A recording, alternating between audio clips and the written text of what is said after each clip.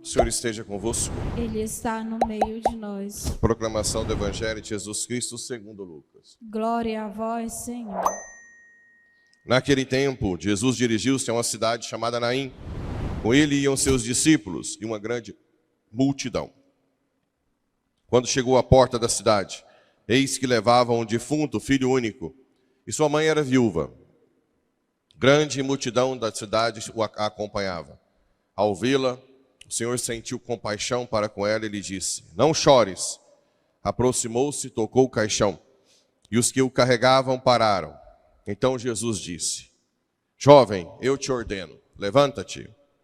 O que estava morto sentou-se e começou a falar. E Jesus o entregou à sua mãe. Todos ficaram com muito medo e glorificavam a Deus, dizendo: um grande profeta apareceu entre nós. E Deus veio visitar o seu povo. E a notícia do fato espalhou-se pela Judéia inteira e por toda a redondeza. Palavra da salvação. Glória a vós, Senhor. Muito bem, caríssimos irmãos e irmãs, rádio ouvintes que nos acompanham pelas redes sociais. Hoje, no dia de São Cipriano, São Cornélio e São Cipriano, a igreja tem leituras das cartas de São Paulo apostólicas aqui, essa de São Timóteo, depois tem carta a Tito, né? Primeiro, fala da hierarquia da igreja. Tem uma ideologia na igreja hoje dizendo que a igreja não é hierárquica, ela é carismática, tem de tudo, né? Como assim? As cartas aqui expõem muito bem, né? Fala do bispo, aqui do diácono. Como é que tem que ser um bispo? Deve ser irrepreensível. Marido mas como assim? O celibato não surgiu no início da igreja, vocês sabem, né? Demorou alguns séculos. Depois que tiveram concubinas, que os padres ficavam dando trabalho, não faziam o que tinha que fazer. Gregório VII lá fez um decreto para viver o celibato. Foi uma bênção, né? Então não é teológico, é pastoral. Tem lugares que tem padre que casa, bispo não. Maronita, lá no Líbano, só no Líbano. A igreja ortodoxa é separada da nossa, né? Mas só para entender, alguns que vieram da igreja anglicana já casados, foram reordenados católicos, só que vivem também uma situação peculiar. Mas fora isso, não. Porque o celibato acaba sendo uma bênção. Marido sóbrio, prudente, modesto, hospitaleiro, tem que ser hospitaleiro, tem que ser bem, né, acolhedor. Toda autoridade tem que ser acolhedora. Porque a autoridade da igreja não é up-down, de cima para baixo. Ela é de serviço, de conquista, né? Capaz de ensinar, tem que ser bom de doutrina, em lutar pela verdade. Não deve ser dada bebidas, ficar bêbado, perder a estribeira, né? Pacífico, desinteressado. Sim, nada de interesse pessoal. Não quer dizer que não tem que lutar pelos interesses da igreja. Saber governar bem a sua casa. Como era casado, isso talvez sirva hoje para qualquer autoridade política. Se um político não sabe governar a sua casa, não deveria ser político. Se ele não é fiel à sua esposa, vai ser fiel com quem, criatura? Se é a própria carne. Outro dia alguém me disse, eu não empresto dinheiro para quem adultera. Porque se trai a própria carne, imagina eu. Interessante esse raciocínio, né? A falta de credibilidade. Ou se você não é honesto em casa, como é que você vai ser honesto numa autoridade com o povo, né? É uma coisa óbvia. Não pode ser um recém-convertido. O recém-convertido tem várias coisas para amadurecer. Acha que sabe tudo, vê demais o defeito do outro e não vê. Não todos recém-convertidos, né? A maioria. Acha que o outro é ruim demais, se é bom demais, e assim por diante. Então, você tem que ser provado no fogo após sua conversão. Como é que você prova? Descobrindo que você é um miserável. Aí que tá bom. Quando você descobre que você não presta mesmo e que você está aqui por misericórdia, aí começa a ficar bom. Você começa a estar preparado. E tudo é graça. E aí você tem misericórdia com as outras pessoas, porque você sabe que você também erra. E assim por diante. Ontem eu dei carona para uma senhora lá da vila. Eu achei interessante. Fiquei repensando, né? Detesta a religião, padre. Falei assim, mas por que você não vai na igreja? Padre, eu sinto muito, você não vai ficar achar ruim, não? Não. Você é comedor de feijão igual eu, né? Não tem nada diferente. Sabe o que padre gosta, pastor? Dinheiro. Eu assim, olha a visão. Na verdade, por um lado, ela não está errada. Por um lado. Isso é igual profeta na sua casa, né? Quando Deus chama alguém. Porque realmente é um comedorzinho de feijão, miserável, como todo mundo. Só que o problema é não entender que Deus quer usar disso. Jesus poderia ter salvo todo mundo de boa, só com o poder dele, mas quis chamar Pedro com todos os defeitos dele, negando. O outro apóstolo que mandou jogar raio para matar o da Samaria, João, né, que depois até virou o apóstolo do amor. A questão é difícil mesmo entender como é que Deus faz um comedorzinho de feijão miserável fazer um pão virar Deus. É um mistério. Como é que Deus faz isso? Então, uma parte não está errada. A outra que ela não conseguiu ainda transcender. Né? Por que Deus quer precisar de mim estar aqui? Por que já não vem com um trovão aqui, todo dia de manhã, vem com a glória dele aqui? Ia ser muito melhor. Bah, vamos descobrir depois. Mas uma parte a gente sabe. Ele quer precisar da gente porque ama. Né? Quem ama, quer precisar mais. Do mesmo modo, que importa também que goze de boa consideração da parte dos de fora. Do mesmo modo, o diácono, né? Fala dos diáconos aqui também.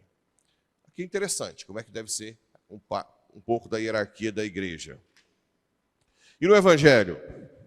O Evangelho, a gente vê Jesus caminhando e vem um cortejo de uma viúva, né? Que perdeu o filho, lá de Naim. Tem alguns padres da igreja que diziam que eram 2 cortejos. O cortejo da mãe com o filho que perdeu morto e o cortejo de Jesus que ia para morrer, por amor. O Senhor da vida encontra alguém sem vida, devolve a vida por um tempo, e depois ele teve que morrer de novo. Não vamos esquecer disso. É só para mostrar que ele é o Senhor da vida, que Jesus quis dar a sua vida por nós. Porque senão ele não morreria, se ele não quisesse. Mas ele quis vencer a morte, absorvendo a morte. Então ele chega na mãe e diz, não chores. Tocou o caixão e ordenou, jovem, eu te ordeno, levanta-te. Então, na hora que falta esperança, quando nós não temos mais esperança, que está parecido com a situação que nós vivemos no mundo, do Brasil hoje, é a hora de confiar, pedir, aumenta a minha fé. Porque Deus não perde o controle de tudo. Deus está sempre conosco. Ontem eu estava meditando, que tanto problema, todo mundo dentro da igreja, fora, fez, Senhor do céu. Quase que bateu a tristezinha. Né? Aí fui para a capela. Rezei e falei, Senhor, fala comigo. Aí eu li um livrinho lá, de cara, tá assim. Se o mundo inteiro vai contra ti, tu siga à frente. Vá. Não é?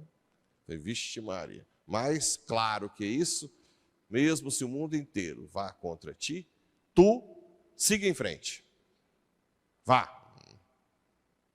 Em outras palavras, não estava escrito, não, mas estou contigo. Busque a verdade, fale a verdade. Levanta-te, jovem. E o que estava morto sentou-se e começou a falar. E Jesus o entregou à sua mãe.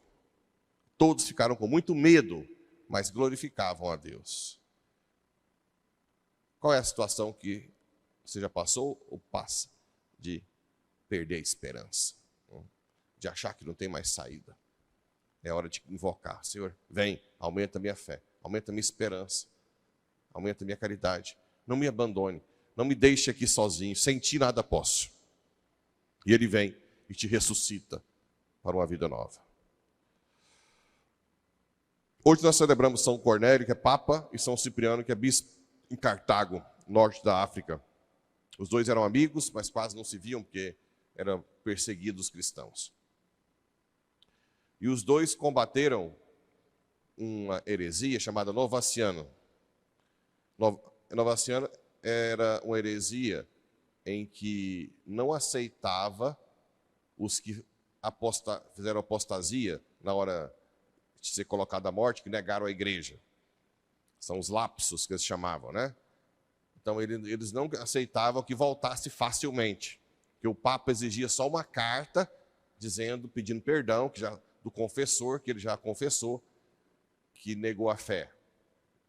Os novacianos não, queria que esse povo batizasse de novo, publicamente falasse, não fosse facilmente aceitos.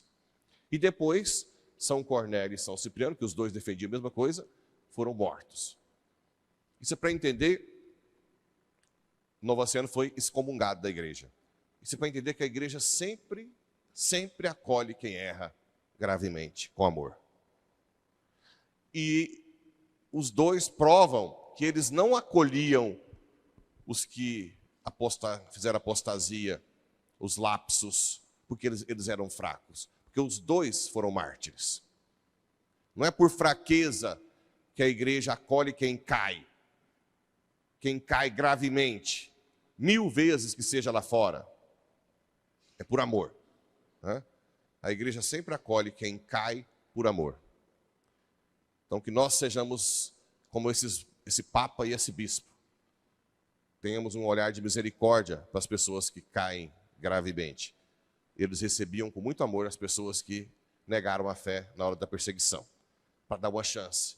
Quem sabe, eu tenho certeza que muitos desses que foram acolhidos acabaram sendo mortos depois, sem negar a fé, pela acolhida e pela misericórdia. Então, que São Cornélio e São Cipriano nos ensine a sempre ter um olhar de misericórdia. Assim como vocês têm que ter um olhar de misericórdia com o padre também. Tem gente que condena o padre no primeiro erro. Nunca mais pisa na igreja. Nunca mais olha para o padre. Eu vou terminar minha homilia com a fala da Santa Senhorinha de ontem no meu carro. Um padre é um comedorzinho de feijão qualquer. Nesse ponto, ela não está errada. Então, quando eu fizer coisa boa, foi a graça. Quando eu fizer coisa que não presta, foi o comedorzinho de feijão. O que vocês têm que fazer? Perdoar e tocar o barco, né? Por quê? Porque o que está por trás do comedor de feijão é muito maior que ele. Vocês não podem jogar fora o menino com a água suja da banheira, né? Joga a água suja, mas segura o menino no braço. Que Nossa Senhora nos ajude. Assim seja.